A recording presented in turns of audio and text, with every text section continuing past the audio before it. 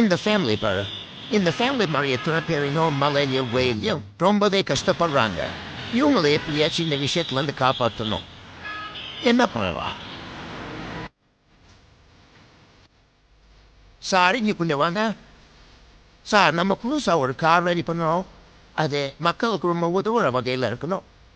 ஆனால் குவாலிட்டியில் காம்ப்ரமைஸ் பண்ணாதீங்க. நல்லா பண்ணுங்க. ப்ரைஸ் கொஞ்சம் சீப்பாக வைக்கணும். அப்போ தான் எல்லா மக்களாலையும் வாங்க முடியும். அந்த மாதிரி ஒரு கார் ரெடி பண்ணணும். ஒரு ஃபேமிலி அதில் போகணும். அந்த மாதிரி இருக்கணும். நானுமே சேர்ந்து அதை பண்ணுறவாங்க சார். இதுதான் டாட்டா நேனோ, என்னுடைய புது கண்டுபிடிப்பு. இது நம்ம நாட்டு மக்களுக்கு ரொம்ப உதவும் முறையெல்லாம் கேட்டுனே இருக்கேன்.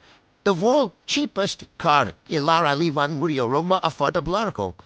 இது ஒரு ஃபேமிலிக்கு போதுமானதாக இருக்கும். இதுதான் சீப்பஸ்ட் காரா?